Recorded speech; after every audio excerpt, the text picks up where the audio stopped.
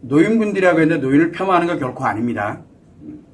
노인분들 중에서도 건강한 심리를 갖고 정말 잘 사시는 분들 정말 많습니다.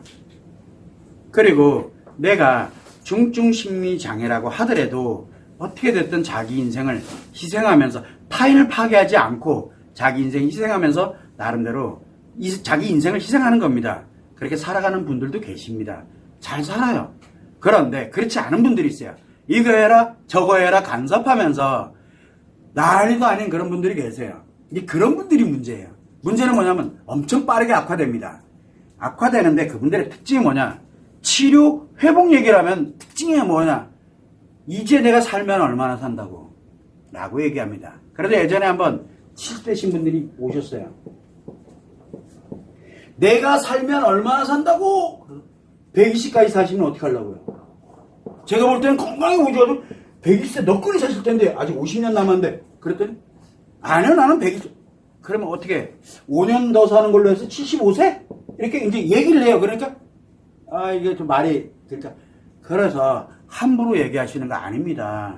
왜 본인의 명을 왜 그렇게 짧다라고 생각하냐라고 제가 이야기를 했거든요. 그것도 와 있기 때문에 그렇게 설득을 합니다. 자, 그러면 이분들 치료를 해야 되는데 안 해요. 왜? 내가 살아야 얼마나 산다고. 근데 참 재밌죠?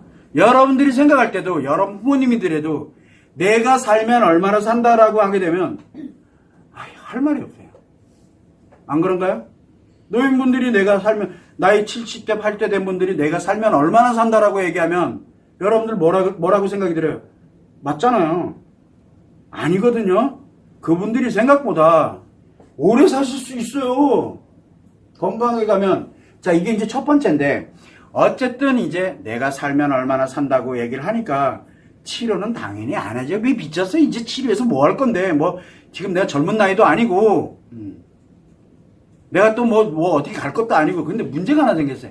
본인이 말하고 행동하는 게 다른 사람들이 다 무너지고 있는 그런 말과 행동이라는 걸 본인이 몰라요. 모른다는 게 문제예요. 자, 그러다 보니까 무엇을 가냐면 주변 사람들이 굉장히 힘듭니다. 누가 제일 힘들어요? 누가? 배우자가 제일 힘들어요. 그래서 특징이 있어요.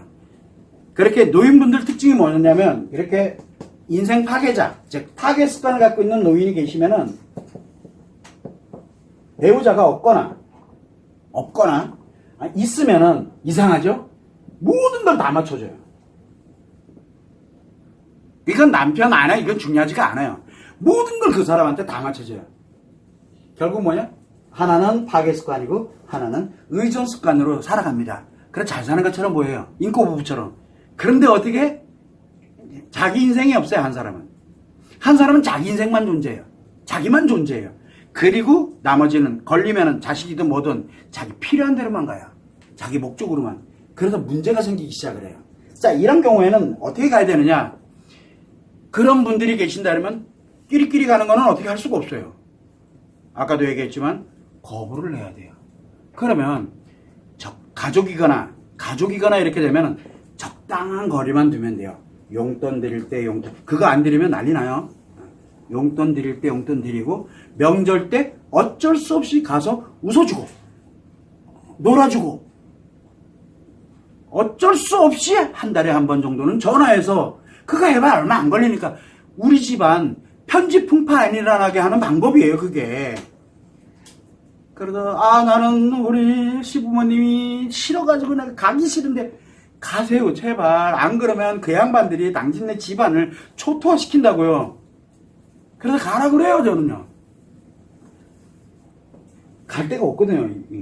그래서 내 나이가 몇인데 이렇게 가는데 그분들이 치료할 생각을 안 한다 그러면은 딱 그래도 거리를 요만큼 두면 됩니다. 자, 그런데 타인이야. 옆집 아저씨, 옆집 아줌마야, 아니 옆집 할머니, 옆집 왜 이렇게 돼 있어. 친한 분이긴 한데, 그러면 어떤 것도 관여하지 마세요.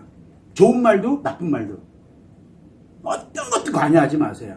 즉 인간관계를 끊어야 돼요. 그게 사는 길이에요. 그런 분들은 인간관계를 끊어야 돼요. 자, 그래서 뭘 가냐면 내 가족이다라고 하게 되면은 딱 선을 그만큼, 그러니까 가족으로서의 관계 유지 정도만 하면 돼요. 안 그러면 내 가족들이 피해를 입어요. 내 가정이. 내가 피해를 입고. 그래서 이분들에 관련되어 있는 부분은 본인 스스로가 돌아가면 참 좋은데 내가 살면 얼마나 산다고 라고 하는 그 말 자체가 이미 자기 인생 파괴했기 때문에 그래요.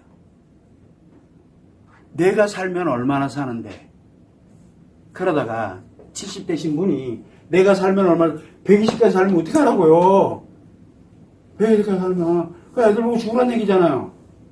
빨리 돌아가셔야 되는데 본인이 얘기했잖아요. 죽겠다고. 나 금방 죽을 거야. 걱정하지 마. 그러니까 나 치료 안 해도 돼. 라고 얘기한 거거든요. 그러니까 이제 75세에 돌아가시는 거를 기본에다 두고 준비를 해야 돼. 이제 장례 절차도 다 준비하고 가묘도 만들고 뭐도 하고 요즘 묘 안 만드니까 그 어디죠? 그 낙골당 이런데 미리미리 다 예약해놓고 어차피 돌아가실 거니까 그분한테 그렇게 이야기를 하면 뭐라고 얘기를 할 것 같아요? 그러니까 오래 사셔야 되잖아요. 오래 사실 건데 그러면 회복해야 돼. 그렇게 한번 설득해 보세요. 그럼 뭐라 할 것 같아요? 생각이 달라져요. 그분들도 죽고 싶지 않아서 그래요. 다만 내가 잘못됐다라는 걸 모르고 있다는 게 문제예요. 그걸 알려드리는 방법은 요렇게 이야기, 내가 살면 얼마나 산다고? 그러면 요렇게 이야기를 하면서 그렇다고 막 해라 하지 말아라 하지 말고요. 제발. 내가 생각할 때는 우리 엄마 아빠는 내가 볼 땐 120까지 하셔야 되는데 얼마 안 남았다 그러면 어떡해? 그럼 나 지금부터 뭐 준비해야 돼? 삼배옥도 준비를 해놔야 될 거고 아이고 저 이거 어떡하나? 화장터도 미리 알아봐야 되겠네? 상조회사 가입해야 되겠네? 뭐 이제 이런 얘기 하기 시작하면 그 얘기가 아닌데? 그러니까 근데 내가 왜 치료해야 되는데? 라고 물어봐요. 그러면 이제 이러이러한 문제 때문에 이렇게 야 그거 잘못된 거 아니잖아. 그건 이거잖아. 뭐 이제 자기를 이제 막 합리하고 정당하는 말들을 해요. 그러면 이제 쭉 이야기를 하면서 도란도란 이야기 나눠주면요. 그분들은 합니다. 그래서 제가 마음 치료하는 분 중에 80대신 분들이 계세요. 그 부부가 같이 했는데 자식들이 그 부부를 얼마나 설득을 했겠어요. 같이 했는데 그렇게 행복해 보일 수가 없어요. 너무 이뻐요. 옛날엔 상담하면서 치료를 했거든요. 그걸 보면은 여전히 그래도 그 남편분 돌아가셨을 때 저한테는 전화가 왔어요. 저한테는 전화요. 부고. 그런데 한 8, 9년을 이렇게 사시다가 이렇게 가셨는데 버선발로 나오셔가지고 막 고마워하고 그러는데 자녀분들이 이렇게 보다 보니까 저 옆에 있는 분들이 보다 저 젊은 친구? 그때는 젊었으니까요. 근데 정말 고마웠어요. 그게요. 그래서 이런 것들이 왜 그러냐면 노인이다 그래서 노인이라서 잘못된 게 아니에요. 우리가 그걸 모르기 때문에 대하는 걸 모르기 때문에 그런 거예요. 노인분들 정말 열심히 살아온 사람들이에요. 그런데 본인이 무너지고 있다는 걸 아무도 몰라요. 그리고 방치를 해버려요. 니네 인생이지. 특히 자녀들. 우리 엄마 아빠 인생 방치하잖아요. 왜? 엄마 아빠들이 뭐라 그래요? 나는 문제 없는데 니나 잘해라. 니나 행복하게 살아라. 그게 돈이 얼만데.